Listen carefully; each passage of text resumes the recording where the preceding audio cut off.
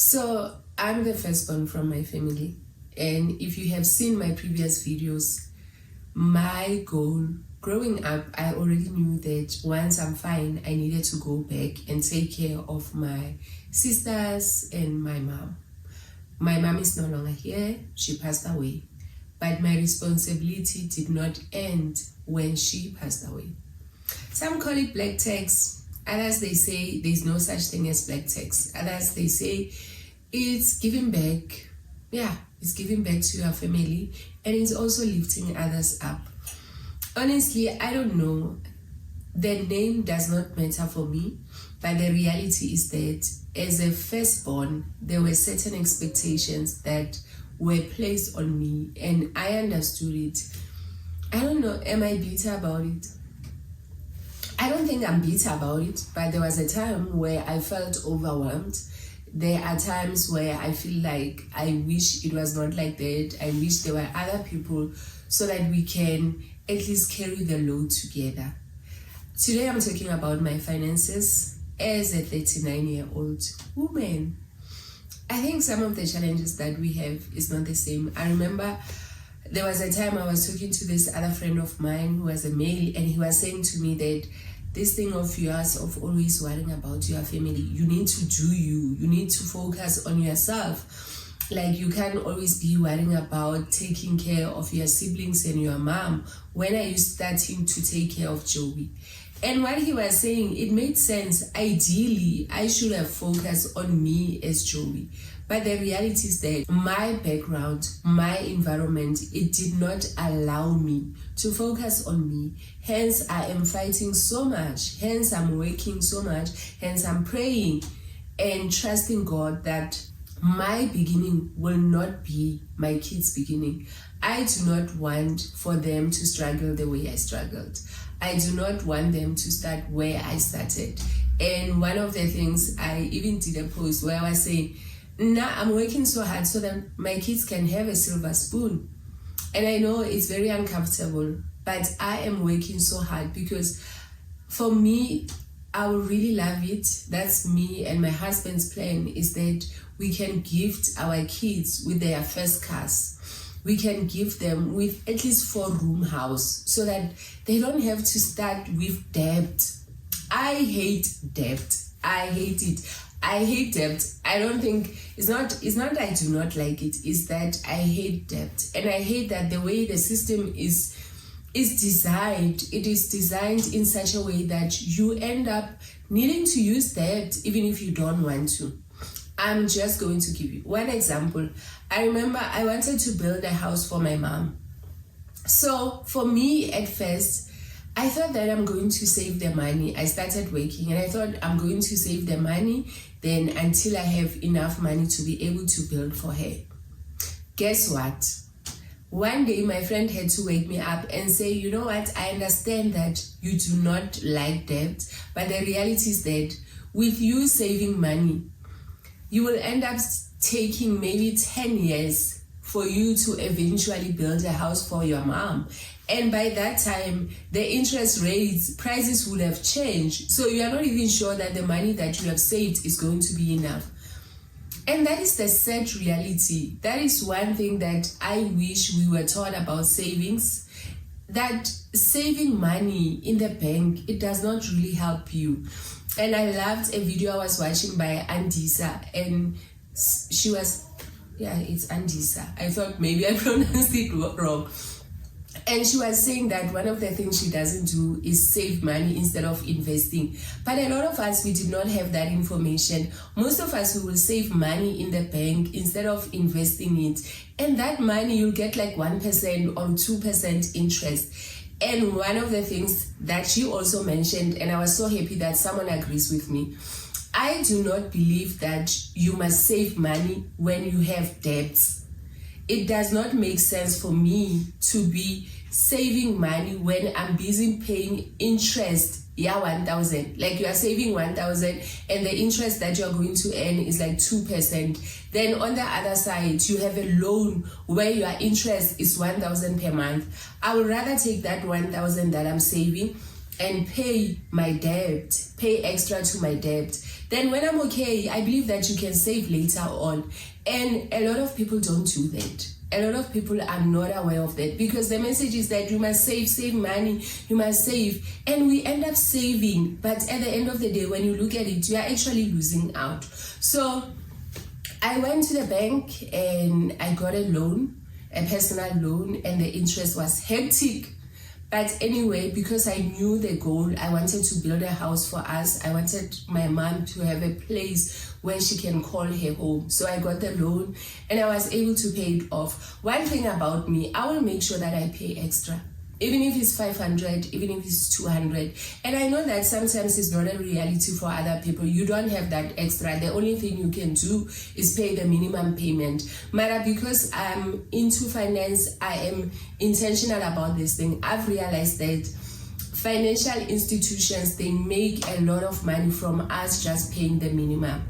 And I also noticed that if you just pay 100 rand or a 200, it does make a difference. So that was my first introduction into taking a debt, a good debt. I think it's a good debt. I can remember there's bad debt and good debt. That was my first introduction. I eventually paid that off, and thank God I was able to build a house for my mom, and she stayed in her home until she passed away. That really made me happy that she was able to enjoy her own place. After buying the house for my mom and everything, I later got married.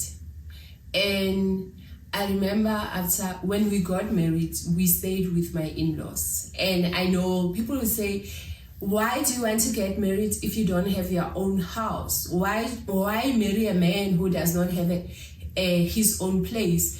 For me, I beg to differ. I think we really need to understand, as Black people, the reality is that most of us, we start from the bottom. Most of us, we don't have an inheritance. We don't have a great financial foundation. So it is very unfair to expect the man to come already and prepared, as if he had a different background from you, or he had a different start from you.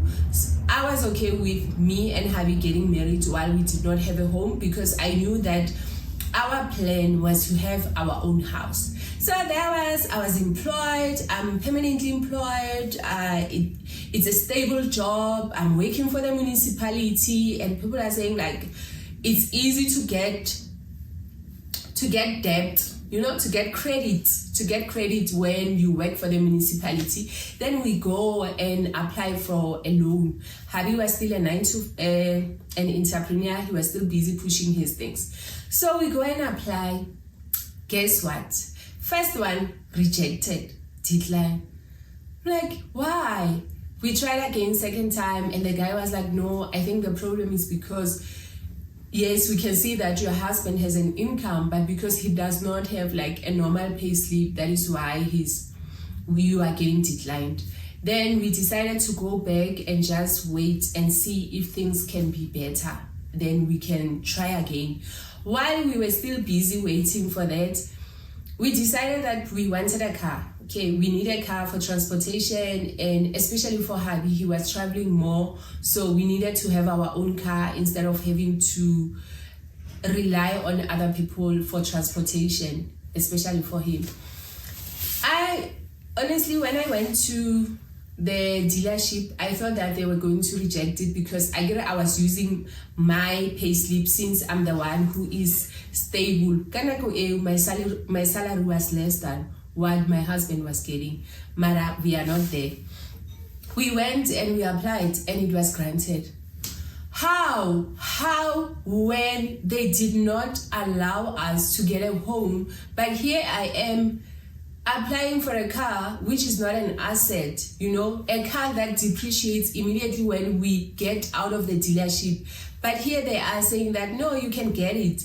It really did not make sense for me, because a car, you even pay it for a shorter period, which means it's a higher amount. When a home loan, you pay it for a longer term, which makes it less than. But that is how our system is designed. Sadly, that is how our system is designed, in such a way that we will always be consumers. We will always be people who need to get loans and stuff instead of buying real assets. I know that currently, especially I'm a 2000, they feel like a home is not really an asset. They rather prefer to rent, which I get where they come from. But for us, having your own home was a big deal, and it is still a big deal because it's something I can leave for my kids. So I really did not understand that why couldn't we qualify for a home, but we were able to qualify for a car. You know how sometimes people will say, how can you buy a car when you're still living at your home? Or how can you buy a car when you are living in a bank room? Or how can you buy a car when you don't have your own house? Please, before you judge people for not buying cars, really understand the reality of being black in South Africa. That a lot of us, we do not qualify for homes, but we qualify for cars, which is the way the system is designed. So next time, before you judge people, understand that maybe it is not their choice. Maybe it's not, they are not deciding that they don't want a house. And this thing, it annoys me because you will qualify to rent, and the rent will be even higher than the money you are going to pay for a bond. Mara, you won't qualify to have a bond. Okay, before I get more angry, so we bought that car and we continued staying here. I get the one thing about being an entrepreneur, when things are good, they are really good. When they are high, their high are very high. The lows are very, very low. So thank God we were able to buy our own home. Thank God things got better for hubby and it allowed us to buy a home. We didn't buy it via we don't have a bond, so we didn't buy it via like that. We bought it cash. Yeah, it feels wrong, I don't know why. Okay, so we don't have a bond. Thank God for that, because I know that it is not a reality for a lot of us. Then we moved to our home and everything was good. We were happy. We decided to renovate. Like, everything was good. We were really happy. Things were moving. It was me, hubby, and Gogo, and our kids. And you know the thing about life, ne? And it's not easy for me to accept it. There is a scripture that says that in the world you will have troubles. I know that scripture is there, but I don't want to accept that in the world you will have troubles. Our bishop was even saying it, that one thing about life, troubles are going to come. Things won't always be perfect or smooth.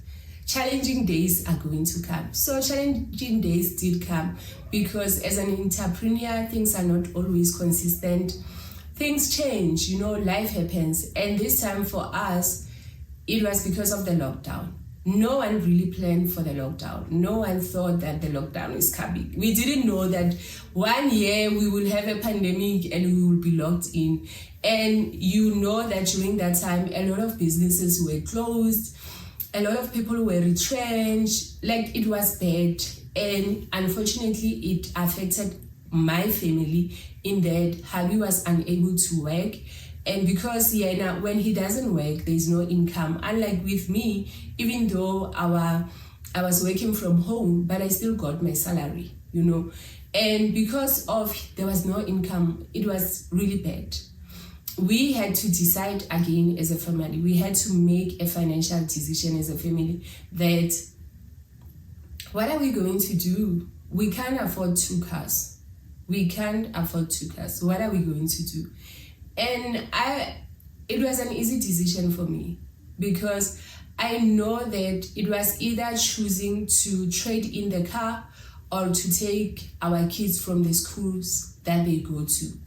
I know that a lot of people will say it doesn't matter where you take your school to, because at the end of the day, the kids are going to meet at the same varsity, or they're going to meet doing the same job. And I think people, because they base it on English, it's not about we don't take our kids, or me personally, I don't take my kids to their school to speak English with an accent. I don't do that. I take my kids to these schools because I understand the opportunities that it brings that I did not have. I went to a public school in the township. It was a basic school, and as much as my teachers tried, but for the person that I see myself, for the child that I was, I needed a school that was going to give me more opportunities, and unfortunately I did not have it. So I did not want to limit my kids. So it's not about that. And I understand this is not a shame thing. If you are unable to take your kids to better schools, it's not a reflection on you. I understand. The person I'm talking to is the person who's able to afford to take their kids to better schools, but they are choosing not to, because for them, they do not understand why should they spend so much money, because they think it's about English only. It is not about English. So if you are that person, please reconsider. Please reconsider. And just because when you survived without those schools, it does not mean that your kids need to survive without them. Like, we really need to unlearn this thing, Yahore, just because when you survived without certain opportunities or with limited resources, then your kids also need to live like that. No, they don't. You survive so that your kids can thrive. And we must be enough with this notion. Rona, we must always be surviving. Guys, we need to learn that abundance is our portion, and it's a portion for also our kids. Okay, coming back to my story, then we decided that we are going to trade in one of the cars that belonged to me. And I preferred trading in than for me to wait for the bank where I'm skipping payments. Then now they come and take the car, then I'm still owing them after that. And because I was proactive about it, I took the car back to them. Then it went on auction. And you know what? We actually got a refund. Look at God. We did not have any outstanding. And on top of that, we got money back paid to us. So if you are, it was not an easy decision. But if you are currently in that space where you know, you can see that things are tough, and you feel like maybe you need to trade in your car, or you feel like maybe you need to go back home so that you can rent out your house, or you feel like you need to downgrade something, please know that it is okay. And please know that it is not a reflection of who you are. Understand that you can start again. Understand that you did not fail. Things are hectic. Things were hectic. And you need to do what is good for you. You need to do what is necessary for you, for your well-being and for your family well-being. And if it means that you need to let go of certain things, please do that for yourself. One of the things that I appreciate about me is that I'm not attached to material things. And because I'm not attached to material things, like, I can change, I can downgrade to as low as is possible, and I will be okay. During that time, I remember it wasn't that time. I think it was before the lockdown. Was it before the lockdown? Yeah. Because, there was a time where things were very hectic. We had one income that was mine, and hubby things were still stuck. There is a lot of waiting when you are an entrepreneur. There is a lot of waiting period where you are waiting for things to be okay. You are waiting for things to come around. And during that time, I remember how we changed things, even in the house. We had to change the shops that we go to buy food. We had to change the shops that we go to buy clothes. But that was not a big deal for me, because I love bargains. One thing about me, I love bargains. So I will always find a bargain. But we had to change the food that we are eating. And I'm so grateful that my kids love traditional food just like me. And one thing about traditional food, it is more affordable than these fancy foods or the other alternatives, So we were able to survive, to thrive. We were actually okay, and Gogo was still there. And I remember she was just saying to me, baby, don't worry, we are going to be okay. At the end of the day, we did eat and we are going to sleep. Who's going to see that there's something wrong? No one saw. Like, when I was walking there, no one was like, oh, this one, she was eating pap and cabbage. Even if they were saying it, I don't care. Eating cabbage is actually healthy. I love veggies and I will eat them. I don't have any trauma from eating cabbage. I know that there are people who are like, I will never eat cabbage in my life because I ate it so much when I was small, or I will never eat oats or soup or whatever. I don't have those things. I eat everything that I ate when I was young. And I think I love that it's like sentimental for me. It reminds me the days when my mom was around and how she prepared those things for me. So do what is necessary. If you need to stop going to Hoolies and go to another shop, please do. If you need to buy your veggies from somewhere else, please do. Do what is necessary for you. And for the people who will be judging you, it is not a reflection on you. Let them judge you. And it actually shows you who's really for you or not. So we continue to live life with one car and using taxis other times. Our kids were thriving at school. They were happy. Everything was fine. We were still waiting. And we thought that things are bad. You know, when you think like, aye man, what more can happen? Guess what? More happened. And we had to let go of our second car. This was, for me, I was okay. Because for me, like, I don't like owing people. I don't like knowing that I have this debt that I need to pay. And when I have a debt, I want to make sure that I'm paying it on time. So I don't like that feeling that I'm not sure what's going to happen month end. I don't skip, I don't do those things. In fact, I will pay extra so that I can finish it early. Because as I said, I understand the principles of interest. So I don't like paying, So I would rather be proactive about something. I don't want people coming and repossessing things from me. I would rather give it to them and move on and make the next plan. So we had to let go of the second car. And this one, as much as with me it was fine, it was like, okay, we've decided, God, I know you can restore. But for Habi, it was not an easy one. And because I remember we had a conversation and he was saying that he felt that he failed us. My heart, he felt that he failed us as a provider of our family, you know. And I had to reassure him and remind him that he did not fail us. The fact that he's making such a big, difficult decision, it shows how much he loves us. Because if you know, most of the men, especially Tabaya ego, most of the men, is not easy to let go of things that people are going to see with how, where's the car? Now you must explain. I think for us women, it's easy. We'll be the one who say, yo, show me kirekisa kolo. Or maybe it's me. So yeah, it was not an easy decision for him. So one of the things I did during that time was to remind him of who he is.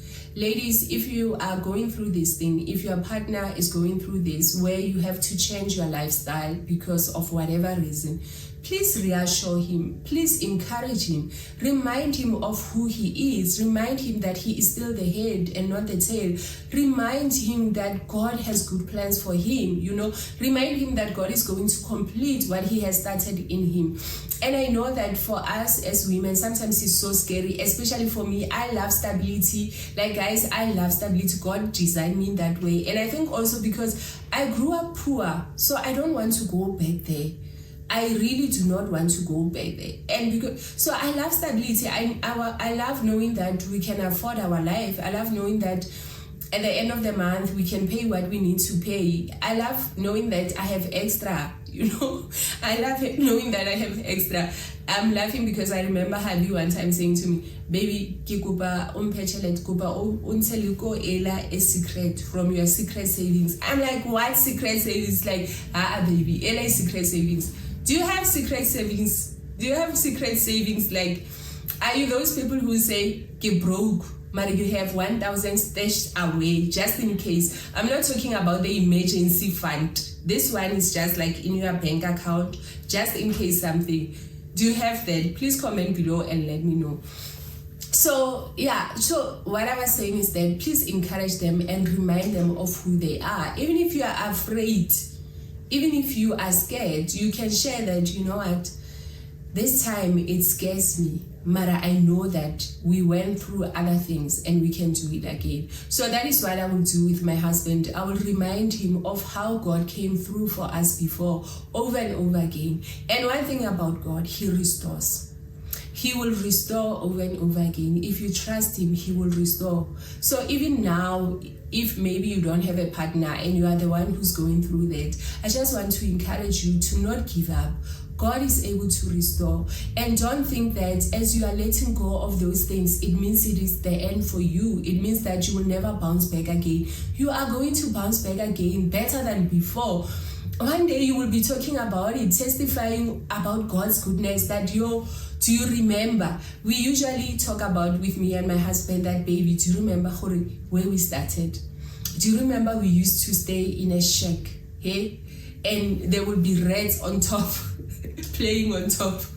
Do you remember we used to sleep in the dining room? Do you remember that we used to walk? We used to use taxis and we did not have our own transportation. Do you remember that I had 2 pens, black and white, that I wore literally for every interview? Do you remember that? And I'll remind him, oh, do you remember you only had 2 formal shirts and 2 ties that you used to wear for every interview or business meeting that you went to? But look at us now. Look at where we are. We might not have arrived, maybe according to the world standard. But now I have arrived because I have peace. And the fact that we are able to afford our kids the life that we did not have, it's a big deal for me. As I've said before, my greatest dream is to be able to gift our kids with their first cars, to give them with their first homes, like for Rumunyana. They can decide if they stay at it or they renovate it and they rent it out. I don't want our kids to start the way we started. I want them to start stronger. And yeah, so after that one, so far, we are here now. Life is okay. One thing I've learned as someone who's married to an entrepreneur is that you must always be ready for the waiting period. Be ready for the days where there's no income coming through, and be willing to adjust. So I'm very careful with how I use money. Even when money is there, I always make sure that we have enough for the rainy days. Sometimes it works, other time it doesn't work, and other things are beyond our control. But what I'm happy about is that we continue to work together, me and hubby. I hope that you enjoyed this. Let me know, what lesson did you get from this? What resonated with you? And I think I was sharing my financial experience more as a married woman instead of before when I was single. If you want me to do a video focusing on when I was still single, let me know and comment below, and I will try to do that one. Yeah, I will try to do that one. Thanks so much for watching. Don't forget to like, to comment, to share.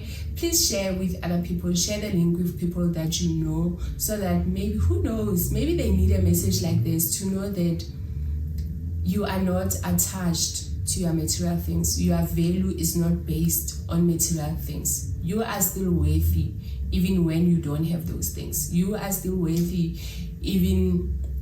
Yeah, you are still worthy even if you let go of your car, even if you let go of your house, you are still worthy. It is not a reflection of who you are. Thank you so much for watching. Bye.